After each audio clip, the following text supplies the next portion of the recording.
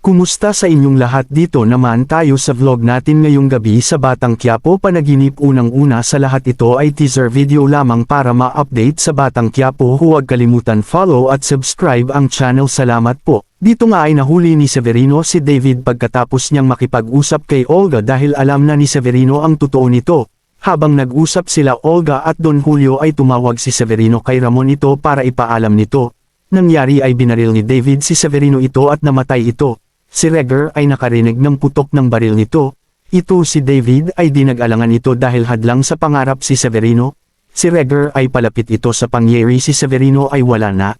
Don Julio at Ramon ay nagtaka ito dahil nakarinig ng putok ng baril, kaya si Ramon ay tinawagan ni Bullet para malaman ito. Yung mga tao ay pumunta. Si Regger ay nakita niya may nakahandusay na katawan ito pero si David ay aka alis agad ito. Habang naglakad ito ay nakita ni Edwin ito at pinutukan si Regger ito. Nag-alasan agad sila Edwin at kasama ito.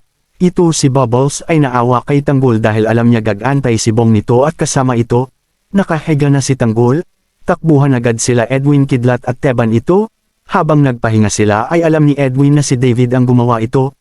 Dumating na ang mga pulis ito para ma-report ito. Inuutos 2 pulis ens pupunta sa bahay ni Mang Marzeng at Nita. Dumating na ang mga pulis at binalita na patay na yung lalaki na pumunta dito, kaya gulat sila nito. Si David ay umuwi ng bahay at kumatok si Tess pero di binuksan ni David. Si Lucio ay galit sa kanila at nagtutukan ng baril sila, pero dumating ang mga tao ni Molong at dito nagkaroon ng barilan ito. Ito si Molong ay may tama at dito binaril ito ni Lucio at dito umalis na sila agad dahil may pulis na dumating ito. Ito si Tanggol, habang tulog ay panaginipan niya si Makang ito, nagkasulubong sila Ramon ito. At dito ay napasigaw si Tanggol, ay nakagising si Enting ito at bumaba ito at sinabi na nanaginip ka Tanggol, at dito ay gusto ng tumakas si Tanggol. Abangan bukas sa Batang Quiapo. Huwag kalimutan follow at subscribe ang channel. Salamat po.